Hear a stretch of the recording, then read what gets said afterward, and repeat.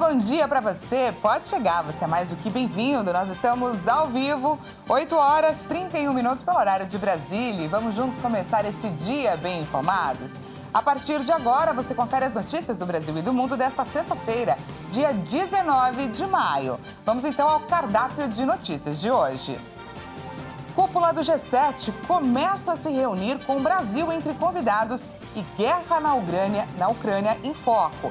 Serviço de valores a receber do Banco Central ainda tem 6 bilhões e 200 milhões de reais esquecidos. Nos destaques internacionais, União Europeia e Estados Unidos limitam comércio de diamantes russos. E a gente fala também sobre a prevenção do glaucoma, que evita que 1 milhão de brasileiros fiquem cegos no período de 5 anos. A gente conta tudo isso e muito mais a partir de agora. As reuniões da cúpula do G7 começam hoje em Hiroshima, no Japão. Além, é claro, das 7 maiores potências mundiais, outros 8 países, incluindo o Brasil, participam do encontro. O presidente Luiz Inácio Lula da Silva está com a agenda cheia de reuniões bilaterais e um encontro com empresários que estão previstos até domingo. Vamos conferir melhor essa agenda. Para hoje, a agenda do presidente Lula consiste em encontros com o primeiro-ministro da Austrália, Anthony Albanese, com o primeiro-ministro do Japão, Fumio Kishida, e com o presidente da Indonésia, Joko Widodo. As reuniões contarão com representantes de organizações como o Banco Mundial, a ONU, o Fundo Monetário Internacional, a União Europeia, a Organização Mundial da Saúde, a Agência Internacional de Energia e a Organização Mundial do Comércio. A cúpula este ano deve tratar temas que são de grande influência no cenário econômico mundial, como é o caso da guerra entre a Rússia e a Ucrânia. O grupo, formado pelas 7 nações mais industrializadas do mundo, se reúne para discutir temas urgentes do cenário global e encontrar soluções e acordos.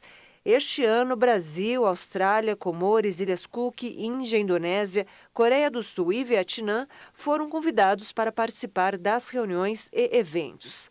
Essa é a 7ª vez que o presidente Lula é convidado para uma reunião do G7. Este ano, o convite foi feito pelo primeiro-ministro japonês Fumio Kishida. E o ex-ajudante de ordens de Jair Bolsonaro, Mauro Cid, entrou e saiu calado da Polícia Federal em Brasília. Ele foi prestar depoimento nesta quinta-feira sobre a possível fraude nos cartões de vacinação do ex-presidente. A gente confere agora mais informações com a repórter Jaqueline Fonseca. Mauro Cid chegou aqui na sede da Polícia Federal por volta de 2h30 da tarde e meia hora depois deixou o prédio. Pela segunda vez, o ex-ajudante de ordens do ex-presidente Jair Bolsonaro ficou em silêncio durante o depoimento à Polícia Federal no caso que apura possíveis fraudes em cartões de vacinação contra a Covid-19. Segundo a Polícia Federal, os cartões de vacina de Mauro Cid e da esposa dele, do ex-presidente Jair Bolsonaro, da ex-primeira-dama Michele Bolsonaro e da filha do casal, Laura Bolsonaro, foram adulterados para incluir imunizantes contra a Covid-19 que não foram, de fato, aplicados. No começo do mês, a Polícia Federal desencadeou uma operação para colher provas para esta investigação e apreendeu o celular do ex-presidente Jair Bolsonaro na casa dele aqui em Brasília. No mesmo dia, 4 pessoas foram presas, entre elas Mauro Cid. No começo da semana, Jair Bolsonaro esteve aqui na sede da Polícia Federal para prestar depoimento sobre este caso. Mais uma vez, Bolsonaro disse que não tomou qualquer imunizante contra a Covid-19 e que desconhece qualquer tipo de adulteração ou fraude nos cartões de vacina. A defesa de Jair Bolsonaro já disse, inclusive, que pode ter havido um ataque hacker no sistema do Ministério da Saúde para modificar o cartão de vacinação do ex-presidente. Mas a Polícia Federal aponta que Mauro Cid acessou o aplicativo Conect SUS e emitiu o certificado de vacinação do ex-presidente Jair Bolsonaro. A investigação sobre este caso continua e nesta sexta-feira, a esposa de Mauro Cid, que também teve o cartão de vacina adulterado, deve prestar depoimento aqui na sede da Polícia Federal. E mudando de assunto, o Banco Central reabriu a consulta de valores a receber. Afinal, ainda tem 6 bilhões e 200 milhões de reais esquecidos nos bancos e nas instituições financeiras. Mais de 2 meses da retomada da plataforma que libera o saque de dinheiro esquecido em conta de bancos e instituições financeiras, apenas 36,8% do total disponível foi resgatado. O montante chega a 9 bilhões e 900 milhões de reais, mas 6 bilhões e 200 milhões de reais ainda estão aguardando por resgate. De acordo com dados do Banco Central, dos 3 bilhões e 600 milhões de reais recuperados, 2 bilhões e 700 milhões de reais retornaram para o bolso de mais de 12 milhões e meio de consumidores. Os outros mais de 897 milhões de reais foram liberados para 447.470 empresas. Entre os clientes com valores a receber, o que pode incluir a repetição do número de beneficiários, 7 de cada 10 têm recursos esquecidos nos bancos. Administradoras de consórcio, financeiras, cooperativas e instituições de pagamento também aparecem na lista. Em termos de valores monetários, a maior parcela dos esquecimentos não ultrapassa R$ 10. Já resgates disponíveis acima de R$ 1.000, por sua vez, representam apenas 1,5% dos recursos disponibilizados pelo sistema. O maior valor solicitado por um usuário pessoa jurídica por uma empresa foi de R$ 3 milhões e 200 mil reais. Já por uma pessoa física, o maior valor foi de R$ 750 mil reais. Para saber se você é um dos contemplados e tem direito, basta entrar no site do Serviço de Valores a Receber e clicar em Consulte Valores a Receber. A Agência Nacional de Aviação Civil apontou que os preços das passagens entre os aeroportos de Santos Dumont, no Rio de Janeiro, e Congonhas, em São Paulo, da famosa ponte aérea, são os maiores desde 2012. O valor aumentou cerca de 40% da época pré-pandemia. O bilhete médio entre Santos Dumont e Congonhas aumentou de R$ 405, preço de 2019, para R$ 569 reais em 2022, um aumento de 40%.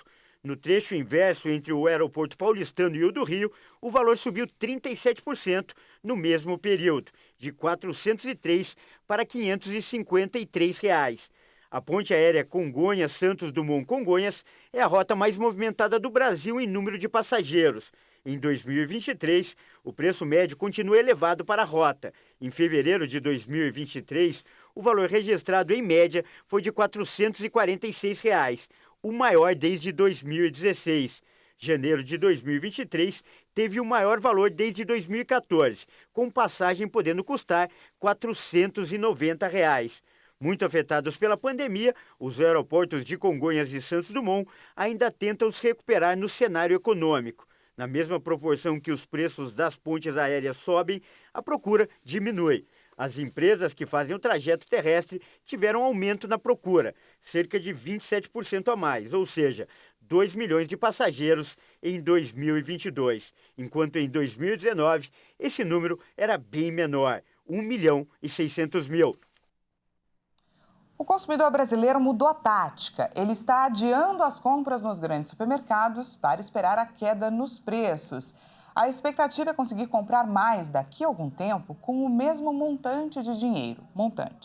Uma prática que geralmente dá certo para quem vai encher o carrinho. Já para quem vende, o momento não é muito bom. Quem traz para a gente mais detalhes é a repórter Maria Clara Leite. Esses grandes supermercados que vendem para empresas e pessoas físicas, chamados atacarejos, registraram queda nas vendas de 4,8% entre abril e maio até o dia 7 aqui em São Paulo. Lá no Rio de Janeiro, o recuo foi de 5% no mesmo período. E uma das razões para essas baixas seria a deflação de alimentos, que estima-se estar em 7% em 12 meses, com queda maior em alguns produtos centrais da cesta básica. Como explica esse economista com quem eu conversei? Veja. O atacarejo, ele possibilita você comprar tanto no atacado quanto no varejo. Se você sabe que o preço do produto ou do bem, ou do serviço, etc., vai cair e que a tendência é de continuar caindo por causa, principalmente, da guerra da Ucrânia, que ela vai continuar, então o preço do fertilizante vai continuar caindo, Então, o preço de produção do alimento vai continuar caindo. Então, o preço do alimento vai continuar caindo. Você posterga essa compra. Ao postergar essa compra, o preço dos alimentos acabam caindo cada vez mais para você tentar continuar essa venda. Esse é um dos principais motivos em relação à deflação que acaba impactando a venda no atacarejo. Porque antigamente você comprava todo dia, na nossa época. Hoje, se você está vendo que a inflação, ao invés de aumentar de alimentos, vai cair, você posterga 1, 2, 3, 4, 7, um mês a sua compra para tentar comprar mais barato lá na frente. Então, esse é um dos principais motivos que o atacarejo acaba sendo prejudicado, mas a população acaba sendo beneficiada com preço mais baixo por causa do preço dos alimentos sendo mais baixo. É isso aí. E a concorrência entre lojas das próprias atacadistas seria aí outra razão para a queda nas vendas dos atacarejos.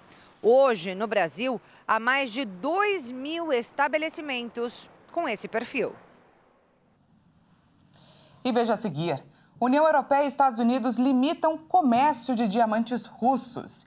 E a gente fala também sobre a prevenção do glaucoma, que evitou que 1 milhão de brasileiros ficassem cegos no período de 5 anos. Nós voltamos já, não perca!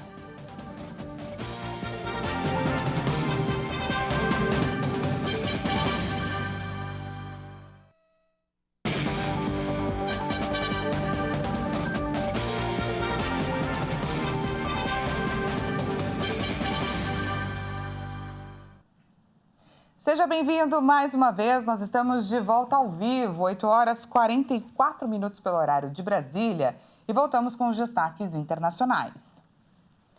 Em uma ação contra a guerra na Ucrânia, a União Europeia e os Estados Unidos tentam afetar o comércio de diamantes russos, que movimenta entre 4 e 5 bilhões de dólares por ano. Enquanto a União Europeia anunciou que vai restringir o comércio das pedras, os Estados Unidos devem adotar uma série de sanções contra o que consideram uma máquina de guerra. Vamos ver. O presidente do Conselho Europeu, Charles Michel, disse nesta sexta-feira que o bloco vai impor sanções ao comércio lucrativo de diamantes russos como parte das sanções contra Moscou pela invasão da Ucrânia. Os diamantes russos não são eternos. Vamos restringir o comércio de diamantes russos, disse Michel, no momento em que os líderes do G7 se reúnem para uma cúpula na cidade japonesa de Hiroshima.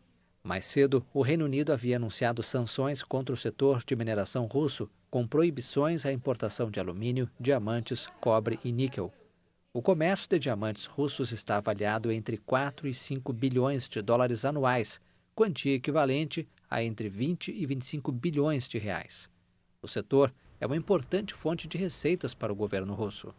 Os Estados Unidos também devem adotar uma nova série de sanções contra o que consideram a máquina de guerra russa. Washington deve proibir as exportações americanas para 70 entidades na Rússia e em outros países. Além disso, aplicarão 300 sanções contra alvos diversos e variados, como indivíduos, organizações, barcos e aeronaves na Europa, Oriente Médio e Ásia. Os migrantes da Venezuela, de Honduras, do Brasil, Haiti e El Salvador, que haviam sido sequestrados no norte do México, foram encontrados por autoridades. As autoridades mexicanas anunciaram nesta quinta-feira que encontraram 40 migrantes de um grupo de cerca de 50 sequestrados na segunda-feira quando viajavam de ônibus no norte do país. Entre terça e quarta-feira, o governo localizou os 40 resgatados nas fronteiras dos estados de São Luís Potosí e Nuevo León. Outras 9 pessoas já haviam sido resgatadas na segunda-feira. Todos foram transferidos para o Instituto Nacional de Imigração em São Luís Potosí. Os estrangeiros são do Brasil, El Salvador, Venezuela, Honduras e Haiti. Esses migrantes, os 49 migrantes, são 23 homens, 15 mulheres, 6 meninos, 5 meninas.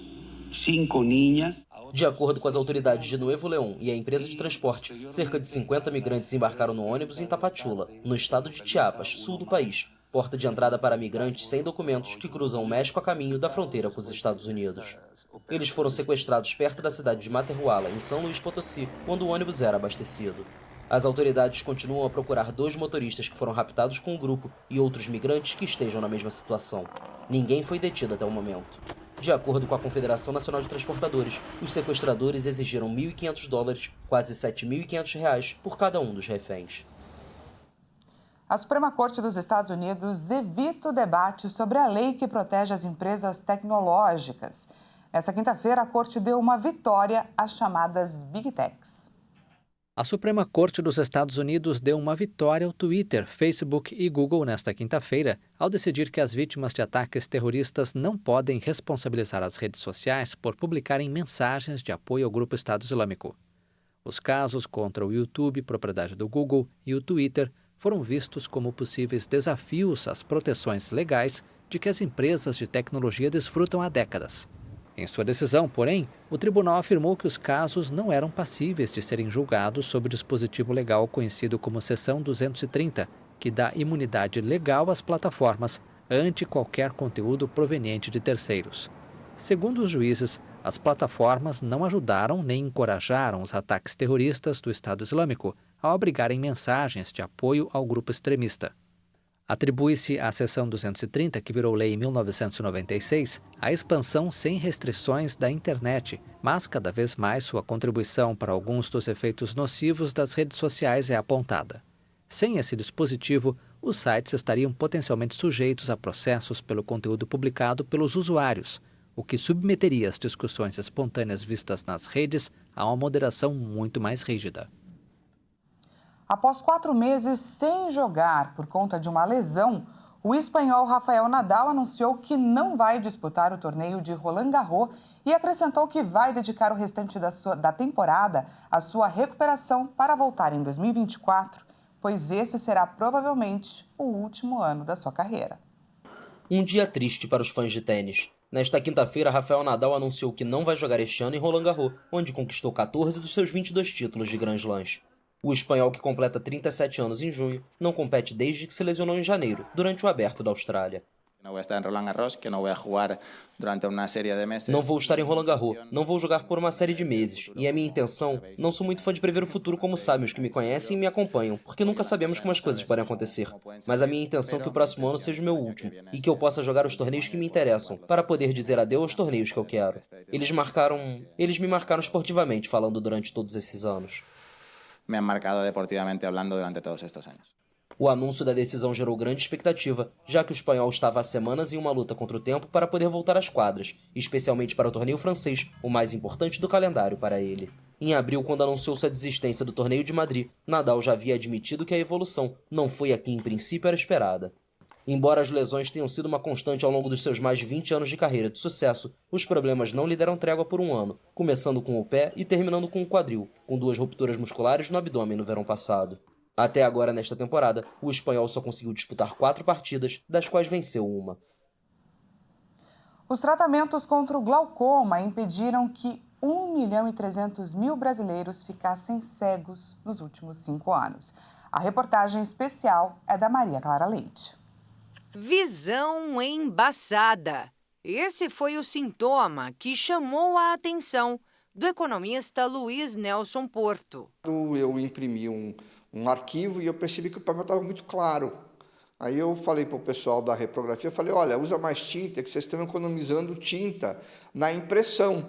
E eles me falaram, não, Luiz, nós não estamos imprimindo no modo econômico, é o mesmo modo de sempre, entendeu? Aí eu falei, opa, tem alguma coisa aqui que mudou, entendeu? Ao consultar um oftalmologista, veio o diagnóstico: glaucoma, doença caracterizada pelo aumento da pressão ocular. O que leva esse aumento de pressão?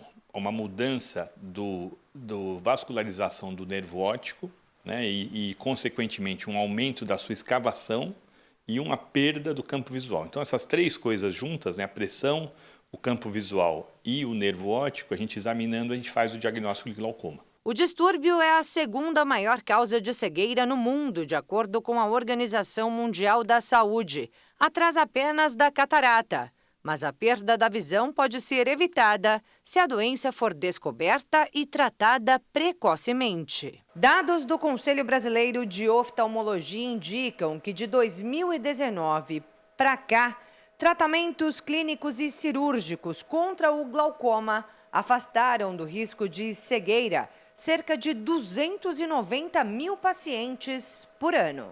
O oftalmo alerta que após os 40 anos de idade, todos devem fazer exames preventivos. Mede a pressão, se a pressão estiver aumentada, né, vai fazer exame de campo visual. Se tiver alteração do nervo óptico, mesmo com a pressão normal, vai fazer exame de campo de visão, porque pode acontecer, o campo está normal, a pressão está alta, né? E a investigação precisa começar ainda mais cedo, quando há predisposição genética e outros fatores de risco. Quem é hipertenso, quem fuma, quem tem diabetes, sempre tem que fazer, começou mais cedo e com 30 anos, tal, aí o exame oftalmológico é obrigatório, anual e, se tiver alguma coisa, semestral. E quanto mais cedo é o diagnóstico, mais simples é o tratamento. Acho que 90% dos casos você trata com colírio uma vez por dia. Hoje em dia existem drogas bem potentes, né? Vários tipos de drogas, aí cada pessoa pode responder melhor ou não a diferentes drogas, que você pinga 1 ou 2 vezes por dia e funciona. Tem gente que tem que associar mais de uma droga para baixar a pressão e impedir a progressão da perda do campo visual, da visão. E tem gente que, mesmo com drogas, até por boca, diuréticos, né, que se usa, tem que fazer uma cirurgia, às vezes uma cirurgia laser, que vai aumentar essa facilidade de sair o humor aquoso, ou uma cirurgia maior, que faz uma fístula, né, que faz uma drenagem aí desse excesso de líquido. Foi o caso do Luiz, que ainda precisa refazer o procedimento periodicamente. Então, eu imagino que há 4 anos eu devo talvez fazer uma nova, né? Mas é normal e, de novo, né? O que tem permite eu ter uma vida aí quase 100% normal. Eu sempre brinco com o meu médico que eu espero morrer antes de ficar cego, né? Ele falou, Luiz, fica tranquilo que você morre antes de você ficar cego. Aí eu falei, então tá bom. E essa edição fica por aqui. Muito obrigada pela sua companhia. Às 10 horas eu volto com mais informações para você. Até lá!